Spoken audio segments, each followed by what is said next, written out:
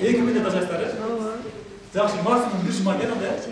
Бирок карабда кээбирлер бар, тамак. Билим берүү жана илим министрлигинин республикалык экология, жерин таануу жана туризм боюнча балдар өспүрүмдөрдүн борборунун директору Бийик Рыскулов Баткен районунун аймагындагы агартуучуларга өзүнүн педагогикалык тажрыйбалары менен бөлүштү. Анда педагогдор күнүмдүк турмушта баланы тарбиялоо, ал эми билим берүү мекемелеринде өспүрүмдөрдүн билим алуусу үчүн жаңыча кызыктуу шарттарды түзүүнү үйрөнүштү.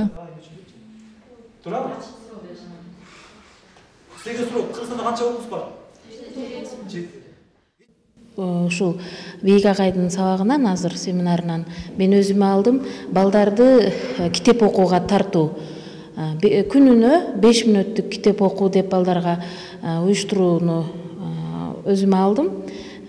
Себеби балдар азыр интернет тармактарында, соц желелерде көбүрөөк отургандыктан китеп окуудан алыстап баратат.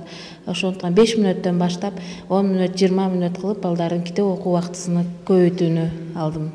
Азыркы учурда коом күткөн, башкача айтканда балдар күткөн мугалимди өнүктүрүү, өстүрүү ар тараптан болуп эсептелинет да. Мына ушул боюнча ар кандай методикалары, тажрыйбалары боюнча агай сонун тажрыйба бөлүшүп атат.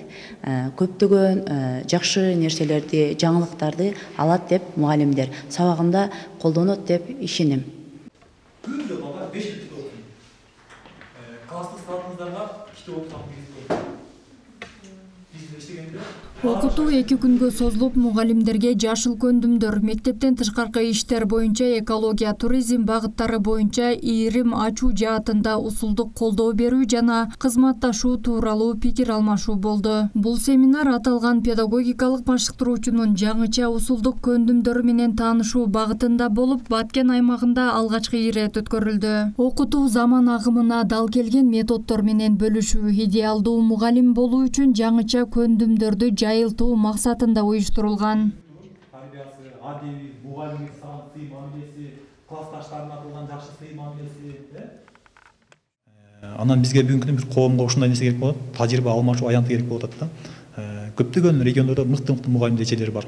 Ошолордун эң бир сонун ыкмаларын санариптештирип, алып чыгып жайылтыш керек да. Бир YouTube канал ачып туруп, ошол жака ар ким өзүнүн ыкмасы жөнүндө мүнөздөмө айтып берип, ошол баракчага жүктөй берсе, мисалы үчүн, бул жыйынтыгын жакшырат деп ойлойм. Мисалы үчүн Facebook'та мугалимдик деген группа бар. Алыста жалаң мугалимдер катталган да. Ошол жака ар бир мугалим өзүнүн ишмердүүлүгүндөгү баягы жакшы жетишкендик, ийгилик берип аткан ыкмасын видеого тартып, ошол жөнүндө түшүндүрмө берип, жүктөп кое берсе да, менимче бул батыраак жайылып, тамыр алат деп ойлойм бул ыкма. Акыркы жылдар аралыгында жаңы заманбап технологиялардын өнүгүүсү, ошондой эле интернет булактарынын кеңири жайылуусу менен жаш өспүрүмдөргө билим берүү ыкмалары да татаалдашкан. Мындан улам мугалим ар дайым билимин өркүндөтүп туруусу зарыл дейт адистер. Айсулуу Абдилаким кызы, Абдиламит Абдуманап уулу, Баткен жаңылыктары. Кара чекит, точка, квадрат деп баштайт да.